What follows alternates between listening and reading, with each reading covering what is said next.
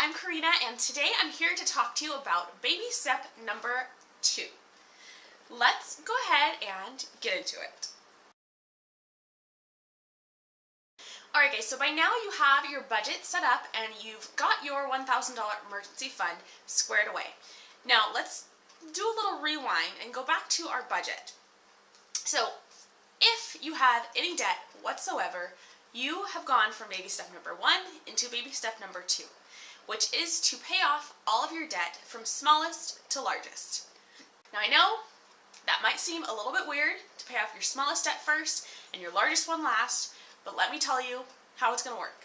Now, there are tons of videos out here and there is great resources. This is completely, again, from Dave Ramsey, and I am not a financial expert at all. I'm just someone who has done this process, who's in the middle of this, and who has some insight to share with you. So baby step number 2 is all about paying off all of your debt, all of your consumer debt, right? From student loans to car loans to credit cards to, I don't even know what else is out there.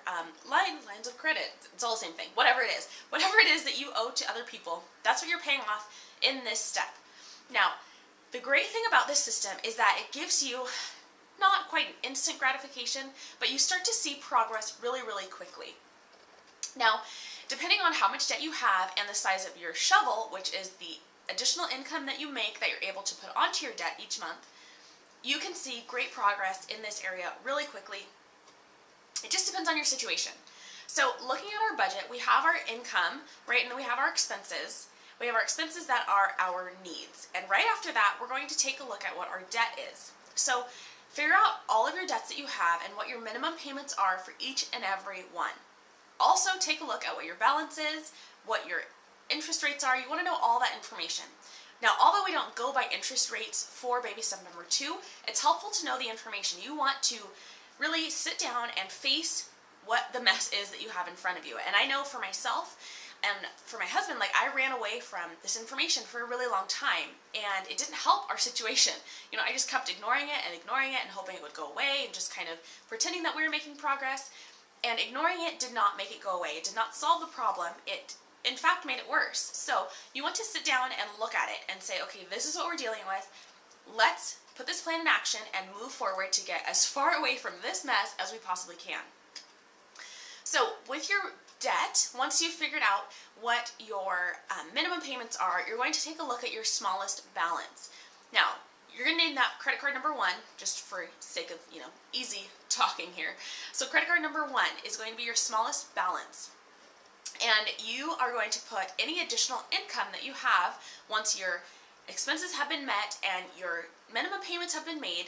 Anything that's left over from your income, any extra money you have, is going to go to that smallest debt. It's going to go right on top of it. So you can make your minimum payment and then you can make an additional payment, which we call a snowflake, or you can just make it all into one payment if you know the exact amount. Now, if you have income that is exactly the same each month, so say you're salaried or you work, if you're salaried, then you know exactly what your income is each and every month. So you can put the exact amount onto that payment every month, every time, right? If you get some additional income, then you can, again, make a different payment and put that as another snowflake onto that smallest debt. Now, once you've gotten that debt paid off, the minimum payment from that first debt, credit card number 1, and whatever snowflake payment you're making goes straight onto credit card number 2 as a snowflake, right? So by doing this, your snowflake grows, and it's called the snowball method, because that payment, it starts to roll, right? So the payments that you're making start to get larger and you're able to eat away at your credit cards or your debts, whatever they are, faster. So that's the beauty of this, because once, typically, right, when most people, you pay off a credit card, you're like, oh yeah, done, there's, $50 more back into my account. No. You want to take that same amount of money, take the same budget that you've been working on, because that meets your needs, it meets your expenses that you need to take care of for your household, and you want to just plow through all of your debt. So you don't want to stop at just paying off one, $1,000 card that was a $50 payment and then, pay minimums on the rest of your cards, the rest of your debts. You want to put as much money onto your debts as you possibly can, and that is what Dave Ramsey refers to as gazelle intensity. right? If you're running as fast as you can and you are throwing the biggest chunk of money that you can onto these debts, that is what's going to help you to get out of debt faster. So that, my friends, is baby step number 2. Now, sounds hopefully simple, because it is. It's really basic, but you have to stick to it, and that's when you see results. Let me tell you, I could not imagine being in the position that my husband and I are in right now. We've paid off 5 credit cards since starting this, and we don't make very much money.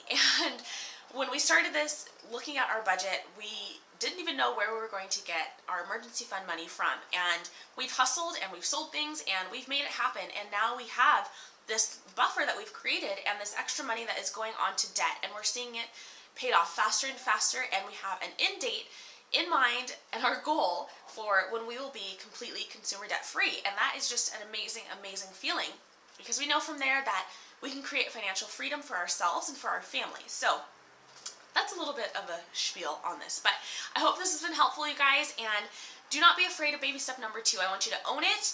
This is probably the longest phase, I think, for the baby steps, aside from maybe 6 and 7.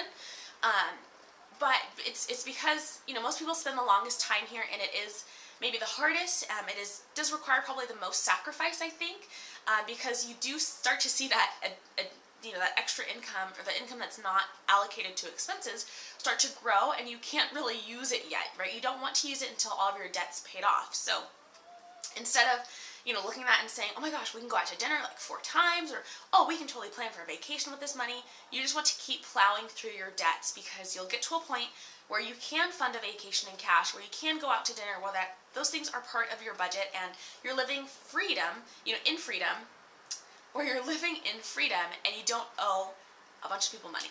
So I hope this has been helpful, you guys. Thanks so much for watching. Be sure to like the video if you've enjoyed it, and don't forget to subscribe for more. I will see you tomorrow for the next day of our 25 Days of Budget series. Thanks again.